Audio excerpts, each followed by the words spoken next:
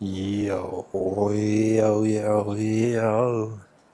My friends, I come to you with freshly dried tears on my face. Hi guys, I am tired. I already said hello to you, my friends. Hello to you, my friends. It's good to be with you today. Good seasons and good greetings. Mentally, I am in spring right now. You might say, Jake, it is only February. But I'm talking mentally. Yeah. I was painting this. That's right behind me. Probably gonna be a lot of shadows because it's very dark in here. That's not to say that all of the problems in the world are solved. I just realized, I've been so caught up in preemptively defending my ability to paint by trying to exhibit, specific qualities in my work, to show skill. And I've been going through a series of sort of creative revelations and breakthroughs and whatever fancy word you want to call it. And all of this has just led me to the core that I kind of forgot that the whole point of it is being vulnerable and then using a medium to express that. Art, for me anyways, is made better by skill, but the core of it is the sharing of a vulnerable part of yourself that maybe other people can relate to. And that has triggered me to look at myself and look at sort of the most vulnerable part of it and try to look at what I have been hiding from and what I don't want to show people. And that is that I am fucking tired, you guys. But it is in bloom. How are you guys doing this week? It's good to see you. This is the third time I am recording this video, which to me means that I am operating at the very limits of my capacity as a video maker or person who records videos. Whatever part of it. It's more exciting than frustrating to me. I'm excited to be with you today and to be trying my hand at recording this again. And here I am, obsessing over things like the rule of 3 and the trying to build light logic and structure and all of these different things. And yeah, that's intellectually engaging, and maybe it's makes the work a little bit more visually interesting, but I've been very caught up in the wrong thing. It's been I really don't want to sit and complain about things because I feel genuinely lucky to have the life that I have, but I'm fucking tired. And it takes a lot to admit that to myself because there's no way I'm giving up. So what that means is to accept that you're tired and be honest about it and keep going anyway. Just pushing through. Wada wada. Wada wada. Well, my friends, this has been a week of some of the most intense anxiety and depression that I have faced. But then, following that is also the feeling of finally returning to myself after a long time. I don't know what it is, but I feel like myself again, and I am very happy for it. I seem to have tangled up the loop for this yo-yo. I don't want to make it any smaller than it is. There it is.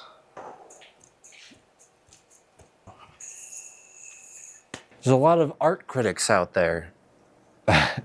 And they look at your stuff and they look for things like, proportions, color, and relationships, and structure, and perspective. All of those good things that provide us an objective measurement tool for a subjective medium. I think that's important for things like if you want to draw a realistic looking person, there's absolutely nothing wrong with doing that. And if that is your goal, there are objective metrics that you can use that can help you get closer to your goal. And I think that's a really good thing. But like how a musician expresses themselves through music, a painter expresses themselves through paint. At least I do. And to loop, you have to be flowing. It's more of a feel thing, and it's a wrist snap. You can't really think your way through it.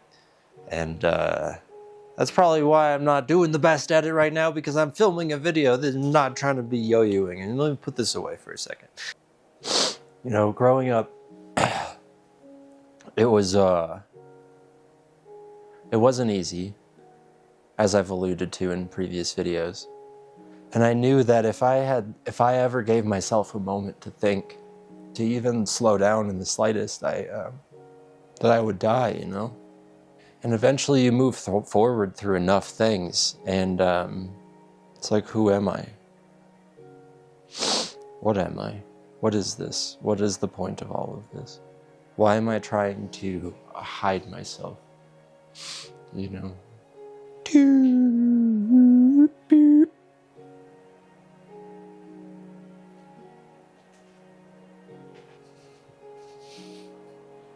That's the thinking maneuver, well known by Sir Walter Thinking. He invented it. Anyways, so where exactly does trying to prove how skilled you are come into that? You know what I'm saying? Like I've been circling two sort of separate goals, like complete opposites, not even goals, but like concepts over the past couple of weeks. One is that I kind of want to go out of my way and learn realism. Like actually go through and do that, because like ultimately first of all, it's not bad to add more things to your toolkit. I don't believe that. And also, I'm sure that it could add something to my work. But there's this other one, which is kind of what we're talking about right now, which is that if an image is more interesting to me, less defined, then that's okay too. I think honestly, you guys, I think we should probably just jump into painting and just start doing that. I am distracted by the way that my feet feel in these sandals, so I'm going to put socks on. Without further ado, let's do some painting. Woo.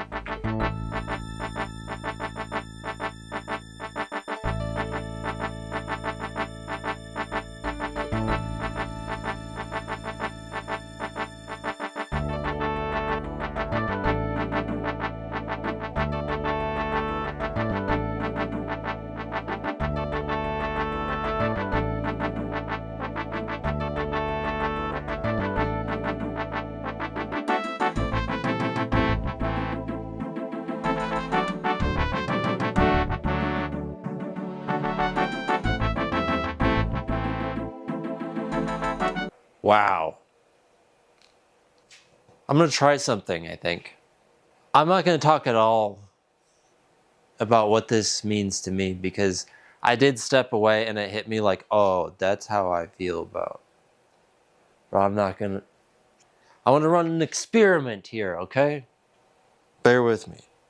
I would be interested to hear how you guys feel when you see this.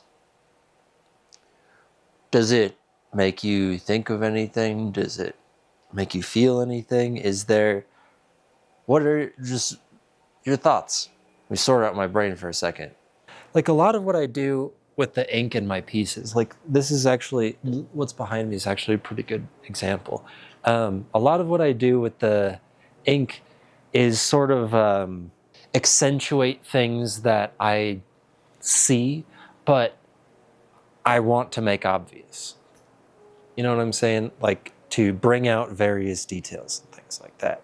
And that, I don't think is a, sorry, I'm just dealing with this anxiety with my leg that I've been dealing with for a while. But that's getting very far away from the point of art in the first place. I think just, painting is, it's unfortunately an extremely weird art form, I'll say. And I noticed that what I was doing is I was taking like these honest feelings that I had and then putting them onto canvas, and then seeing the realness of that and like really liking it. But then I was like trying to do translation for other people's perspectives, because as like some sort of like a preemptive defense to like art critics that haven't showed up yet. You know what I'm saying? I felt like I needed to prove that I could paint things and that I could, demonstrate certain skills. And dude, art is not a test. We are not in school anymore. Whatever you want to do, you can do. Because in the music industry, we know that there's enough streams to go around. We know that there's enough, there's the system of record labels and everything like that, but there's more and more people becoming kind of doing their own thing on social media and making a living with that. And that is starting to happen. That is happening with visual art too, don't get me wrong. But for some reason, it feels to me in painting that there is this elitism that very much still exists. And that is that in order to be good or to be worth something, you have to do something that is recognizable to the institutions before you.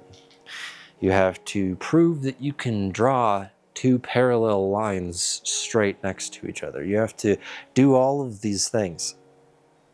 And that the people, to be a real painter or whatever, you have to, you go through this gallery system and you do shows and all of the things that we traditionally associate with being a painter, selling to wealthy collectors and going to galleries. And ultimately, there's only so many wealthy people who want to buy art, and there's only so many galleries in the area. And there's only so many galleries in the country. And I've seen various painters on YouTube who have, made a living for themselves through YouTube. But like, YouTube videos aren't exactly a direct extension of painting. You have to do a sort of a different art form. There's a lot of people who will do time lapses, but you can, like, you see time lapses, you see tutorials, you see, I'm going to do this challenge, Mr. Beast type art challenges. But there's not that lane. There's not the democratization that has happened to the art form. And I don't claim to know what that is. So because of that, I think in my very hard-nosed, very one-track mind, very single-minded pursuit of being able to do the thing that I love the most full-time, which is painting, and in watching my videos and critiquing my work and seeing where things can do better, I get so obsessed with the craft of it. And there's nothing wrong with being obsessed with the craft of it if you're not allowing yourself to forget the art of it. My perspective in this is just that as I continue to try to grow as an artist, I have to continually ask myself, what is of utmost importance to me? And why do I want to be an artist? And well, what does it mean to even to say that? But like, for me, the things that have brought me the most enjoyment in art in my life are the things that, don't get me wrong, like, I love Yes, I love Rush, I love a lot of these, like, I can appreciate Beethoven, I can appreciate classical music, I listen to classical music pretty regularly, I enjoy it, but for me, the things that have changed my life the most are like hearing Kid Cudi songs when I'm 14. You know, I think the point that I'm trying to articulate right now is that what I enjoy the most in art is when I look at something and I feel it. And I recognize myself in what I feel. And maybe it's something that I haven't had the words to explain until now. You know, I started this whole journey because my wife was 6 months pregnant with my first and only son, and I got fired basically from my last job while she was very pregnant and due in a couple months. And when that happened, there was the desperation of I need to find something to make money, and also I have hated every single moment of everything that I have had to do up until this point. I hated every moment of school. I hated every moment of every job, which I feel bad saying because I've had some people that really believed in me over time. But I did, I hated all of it. I couldn't do it. I felt like an alien in every single one of those environments, you know. Going into this, I tried doing interviews. I tried applying at jobs. I got one interview, and it was for a company that was in Pennsylvania, and they're like, "Yeah, this is only an in-office thing." 9 months of very seriously trying to find something, I got one interview. You know, that like ignited something in me that it was that old trauma response of your life is in extreme upheaval right now. There is no certainty in anything. The only certainty is in how hard you work and how hard you stay. You know, from that point on, I threw myself into work. You know, it's the only thing that I knew to do, right? Like, you know, you have, at that point, I would have had a 4-month-old or a 4-month son, something like that. And I would have found painting. And it's the only thing that ever felt like it made sense to me. I remember watching, this is going to sound so stupid to you guys, but this is part of me trying to be honest about the things that I'm scared to be honest about. I watched a Basquiat documentary. I used to watch every single night, Basquiat Radiant Child. Anyways, I used to watch that documentary every single night, and I would paint for 6 to 8 hours a night and drink like 10 beers. And I would remember watching that documentary and seeing that he would paint, you know, his paintings and then sell them for between $20,000 and $50,000. And that was back in the 1980s. And I literally thought, looking at that, oh, sick, I can do painting. Because I just need to figure out a way into selling work, and then each piece that I complete, I can sell to somebody, and that can make me money. It doesn't have to be $20,000 to $50,000, but I can sell all of my work, and I can make money off of doing something that is genuine to me. And then, you work super hard, and that's not the case, obviously, right? Like, Basquiat selling every single one of his paintings while he was alive is the exception, not the rule, right? Especially for as much money as he was selling them for. I don't think I'm as far off base as I'm making it seem in this video. And I think this is kind of the concept that I've been circling. Sorry, it's hard for me to look anywhere else because I got this spider crawling at me. I don't want to kill you, dude.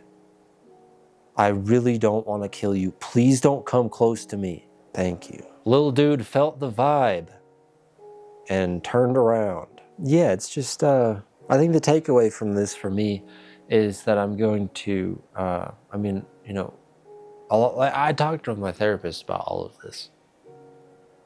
This is basically like me rehashing the conversation right now, but I think what I'm going to be trying to do is to just make things and not have the reaction of other people, not assume reactions of other people, not even take the responsibility for what other people think of it. Whatever you see in it, whatever you think about it, that's your interaction with the work. And if it has a positive effect on you, then I am happy for that. I don't have to have it perceived in any specific way. Hey, kitty cat. You wanted to make your appearance, huh? Yeah. I know, it's part of the contract. I know. I know.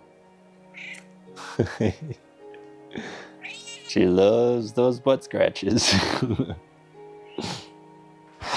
And so my point in saying all of that is just that for me then, what I think I'd like to do the most in my art is focus on the feelings that I can relay.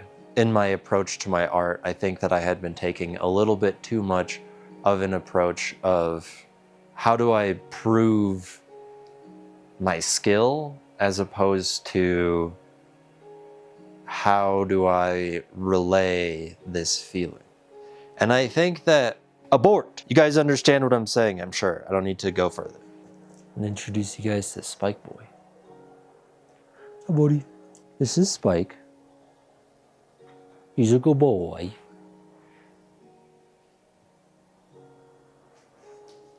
He's in the studio in the night times and in the mornings. He sleeps with me. He helps me a lot when a lot of times when I have FND episodes, I wake up in the middle of the night to them. But I also just love him. We got him as soon as we moved here. He was just a little puppy when we got him.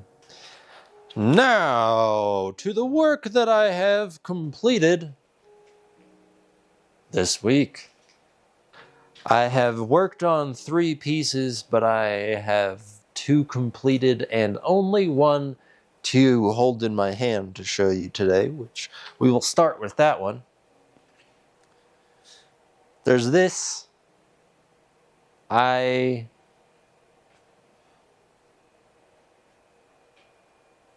curious to hear your thoughts on it.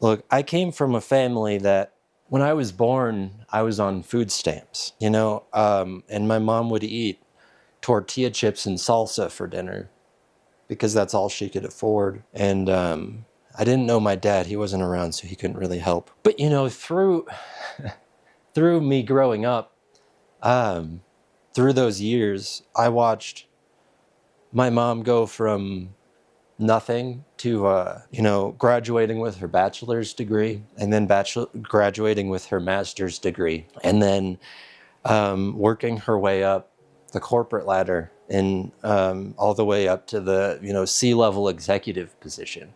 and doing all of that while working full-time and supporting 3 children. The reason I bring any of this up is that I grew up with it completely drilled into my head that your emotions don't matter. Your how you feel about how hard this is doesn't matter. What matters is that you complete the task, no matter what. But that's not what art requires of you. Yes, it requires discipline and persistence and working when you don't feel like it, but ignoring your vulnerabilities, ignoring what makes you a human being, is detrimental to the very thing that art is. The ability to share parts of yourself that you think are entirely personal, but turn out to be nearly universal.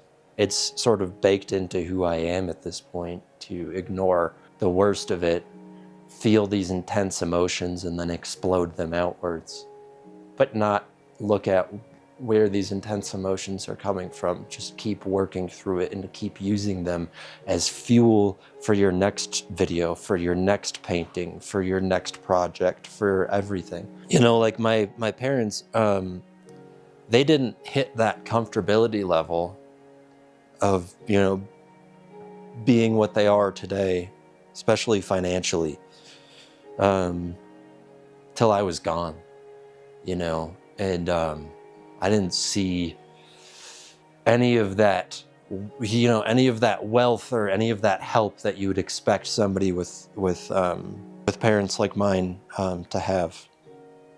And that's also not me complaining and saying, I wish I would have gotten more help. I wish they would have done these things for me, because ultimately I look at it and I am so grateful that I wasn't raised as some spoiled rich kid. I had a real life. I saw real things. I was able to have the inspiration of watching my mom go from nothing to something.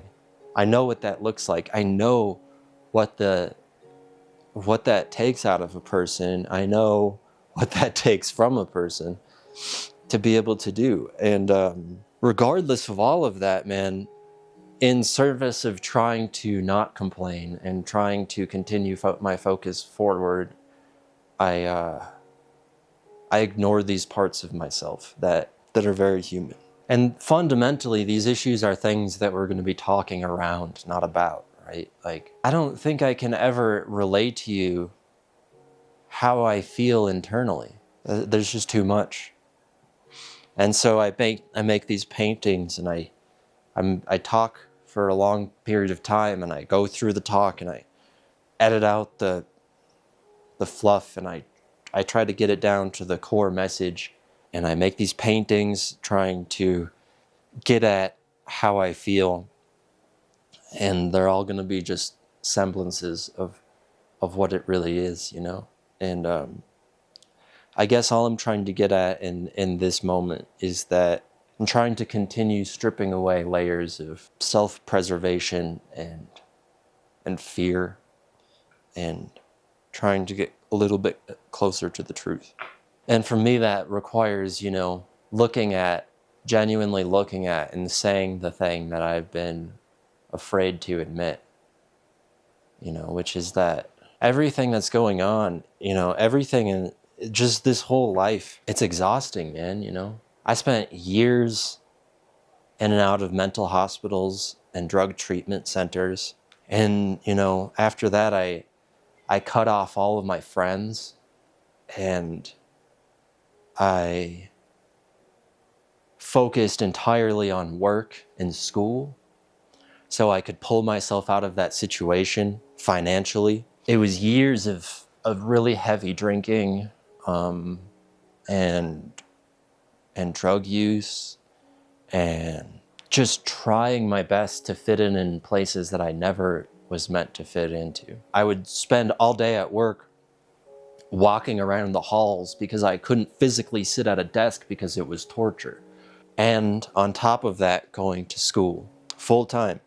You know, full credit load at school, full-time working 40 hours a week, full-time substance habit. You know, I was still that way when I met my wife. I carried a flask I would smoke Dunhills constantly. Which if you don't know, Dunhills are just an old British cigarette. I really loved them. Really loved my Dunhills. It's what Hunter S. Thompson smoked. But then my wife would just do little things like ask me how my day was, or you know, she would go, trying not to cry mid-video, but you know, she would go to get fast food, and she would bring me a meal. You know, I was in a very difficult living situation when we met, and she invited me to live with her. You know, she would make me food. Just very simple things like that. And for the first time in my life, I felt like I was worthy of love. I felt like somebody loved me, like somebody really cared about me. And it's not that it got easier at that point, right? Like at that point, you know, she showed me that there was something to live for. There was something to be alive for, to cling on to life for, and to not be so nonchalant about shortening my lifespan, you know? So that began the work. It was, you know, at that point it was time to put down the Dunhills and the flask. It was time to work my way down on the number of beers I drank every night.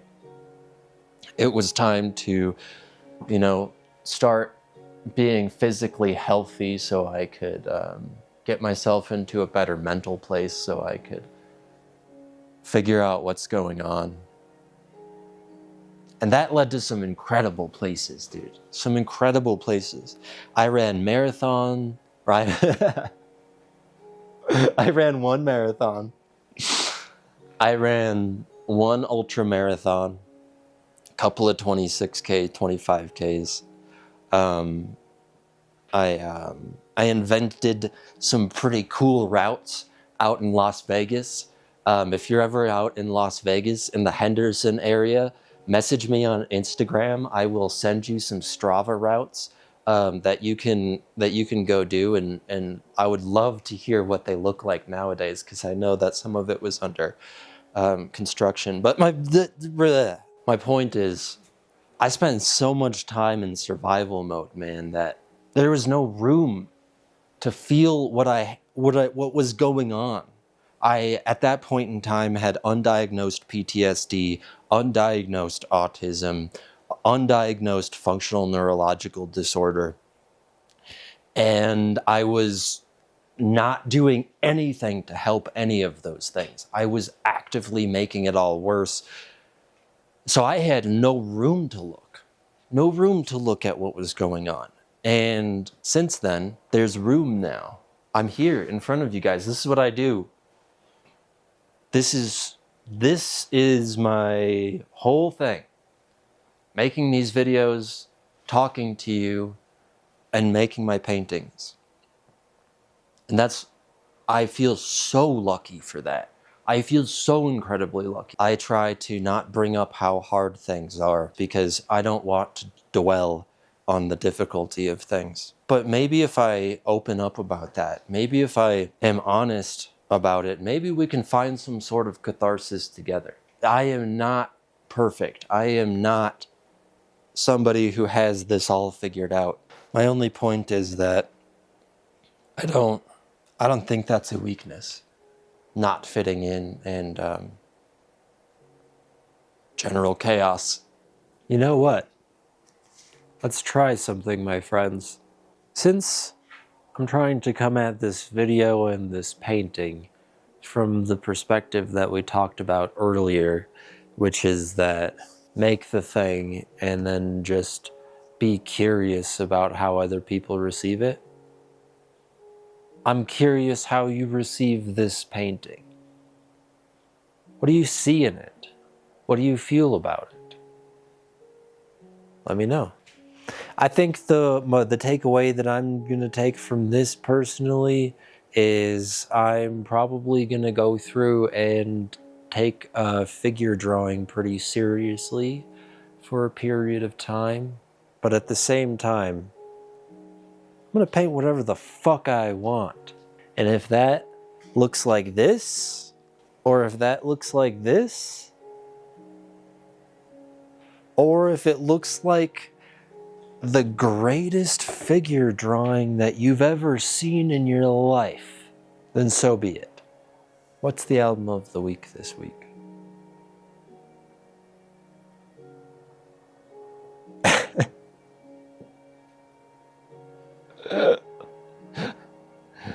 Nintendo bankruptcy. I don't know why that cracks me up so much.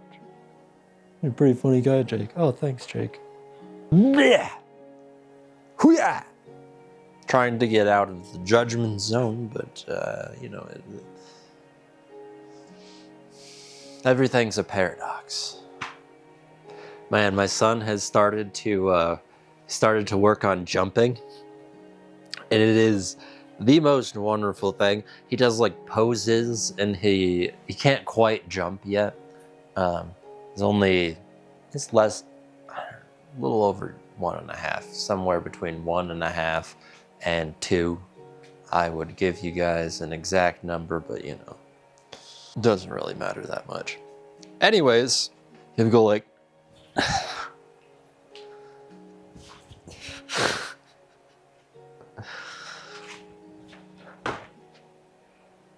those are kind of his jump styles. He's pretty good at them. Not a big deal. Takes after his dad. Goes like this too a lot. What a wonderful little boy. I've been struggling a lot this week with getting off of my phone. I've kind of successfully gotten myself off of the scrolling on social media, but just scrolling through news and checking my email and just doing these just weird compulsive habits over and over and over again, like arguing about art with AI. Like, why? What is the point? It is a robot. It can't feel the art. It is the last person to ask about the art. And yet I always do. So that's what I've been struggling a lot this week with, is getting my dang screen time down. One day I'll get a separate device for music, and then I think that will pretty much solve the issue. He says skeptically of himself. I don't even know what message I want to put out right now. I just want to share with you the parts of myself that I am scared to share with other people. Sometimes something inside of you comes to a head. You get a emotional whitehead. You gotta. I wish I had editors. You could put in a big old pimple and exploding everywhere, and it would be gross and maybe a little bit funny, but we're not that kind of channel. All right. Let's paint. All of my brushes are dirty, except for these 5. 1, 2, 3, 4, 5. 5 paint brushes. It's for you, Ollie. I love you, buddy. You guys, I'm gonna cry. This is gonna be the second time I cry on this video. I just got a text from my friends that they bought Helldivers for me.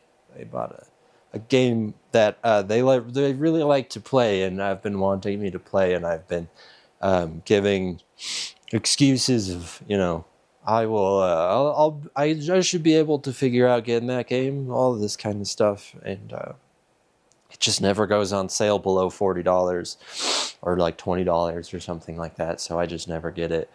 And I don't know, man, I haven't felt cared for like that in a while. It's weird how the universe does stuff like that,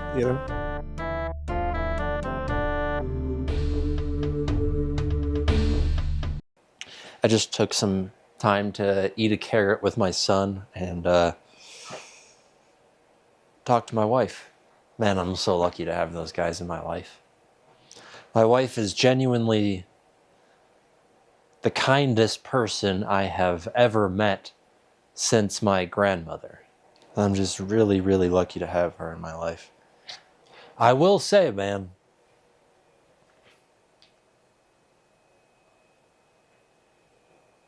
I have no idea what I was going to say. I appreciate you being here.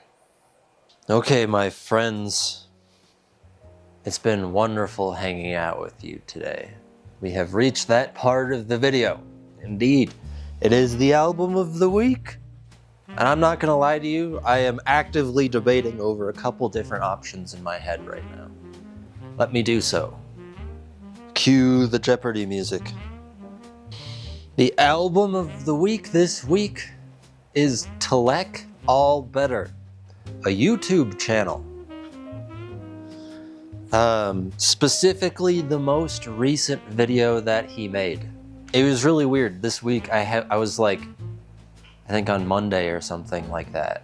Last week on Monday or Tuesday, I had the thought of like, man, I really liked this guy's videos. I haven't seen him post a video in a long time. So I go over to his channel. The last posted video was indeed 9 months ago. And I go, oh man, I hope he's still making videos. 2 days later, I go on my main page, I'm scrolling, and I see an upcoming release by Telek All Better. I was a happy man. I have no affiliation with this dude.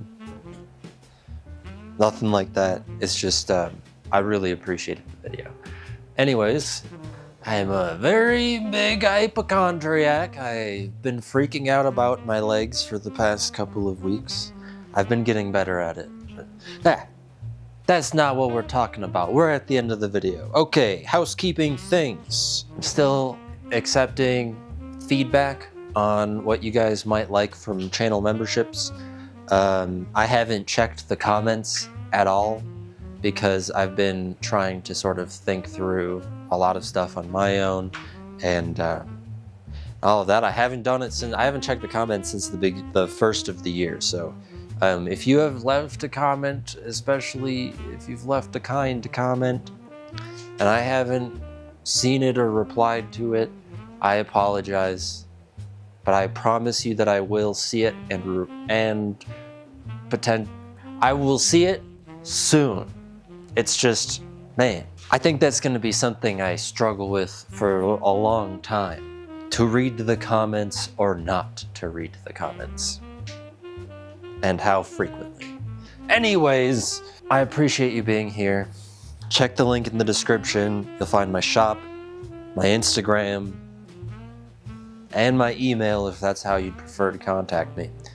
Without further ado, I will see you in 9 days. I greatly appreciate you spending your time with me, and goodbye. I hope you have a wonderful 9 days, and I will see you then. Without further ado, my friends, I appreciate you coming and hanging out with me. I got you. Made you look. You guys just lost the game. Remember the game? Still losing the game in 2026.